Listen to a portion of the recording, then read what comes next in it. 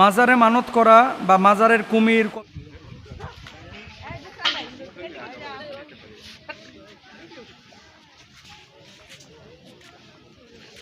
কচ্ছপ এগুলোকে কোনো খাদ্য দেওয়া, এগুলো কি শরিয়া অনুমোদন করে কিনা।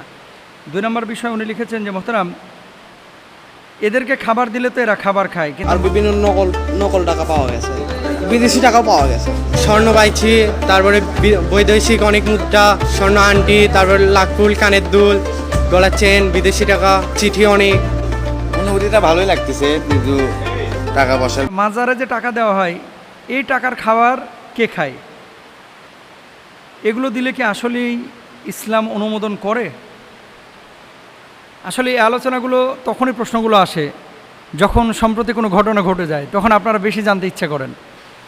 ধলা পাহাড়কে আজকে নিজের হাতেই তুলে দিলাম বন বিভাগের কাছে। এই ধলা পাহাড়কে আমি খাওয়াইতাম নিজের হাতে, ওর সাথে আমার এত পরিমাণ স্মৃতি, যেটা আসলে আমার এখন বুক ফাটা কান্না আসতেছে। যে তাহলে সত্য কথা বলতে আমি আবেগ ধরে রাখতে পারতেছি না। আমি চাই সরকারের কাছে আবেদন, কুমিরটাকে আবার পুনরায় খানজান আলী মাজারের দিঘিতে পুনরায় যেন অবমুক্ত করা হয়। এই যে বাগেরহাটের যে কুমিরটা আঘাত করেছিল, বাচ্চাকে মেরে ফেলেছে, এই কুমিরটাকে সরানোর পরে অনেকে এই প্রশ্নগুলো আপনারা চিন্তা করেন বা ভেতরে নিয়ে আসেন যে একটা প্রাণীকে, অবলা প্রাণী, তাকে আমরা খাবার দিতাম, মানত করতাম, আমাদের ভাগ্যের পরিবর্তন হতো, সেই প্রাণীটাকে এভাবে নিয়ে চলে গেল, সুন্দরবনে ছেড়ে দিল, এটা কি উচিত হইল?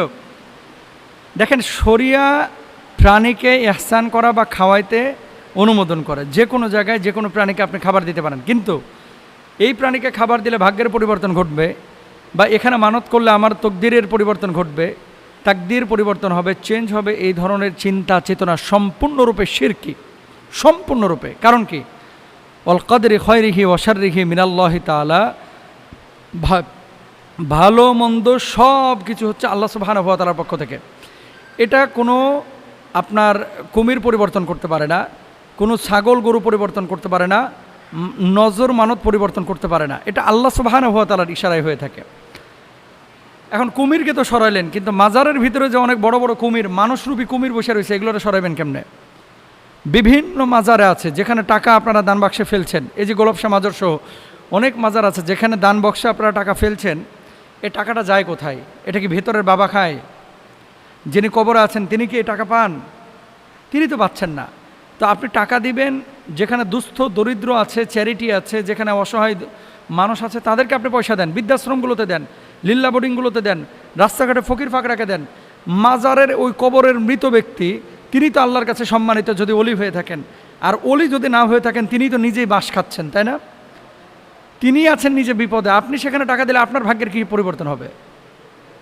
মাজার সেজদার জায়গা না, মাজার টাকা দেওয়ার জায়গা না। যদি টাকা দেওয়া জায়েজ হইতো, মদিনা মুনাওয়ারায় নবীজির রওজা পাকে টাকা দেন না কেন?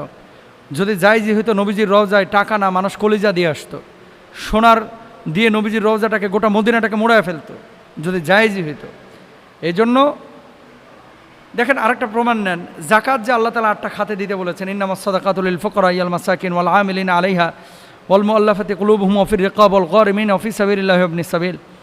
এই যে 8টা খাতের কথা বলা হয়েছে, গরিব, মিসকিন, অসহায়, দুস্থদের কথা, এটা আগেও আলোচনা করেছে, ওইদিকে যাব না। সেই জায়গাটায় মাজারে কোনো কথা আছে? নবীজি দানের কথা বলেছেন, এটা কাদেরকে দান করতে বলেছেন? যাদের প্রয়োজন আছে তাদেরকে দান করতে বলেছেন। এখন কবরের এই পয়সাগুলো আপনি এখানে দান করছেন, অনেক দরবারের পয়সা আসলে গরিব মিসকিনরা পায়, অনেক দরবারের পয়সাগুলো ওই ভেতরের কুমিরগুলো পায়, টাকাখোরগুলো। অনেকে আছে যারা নেশা টেশা করে, এরা এই পয়সা নিয়ে হয়তো বা তারা নেশাও করতে পারে, আল্লাহু আলাম, আল্লাহ ভালো জানেন।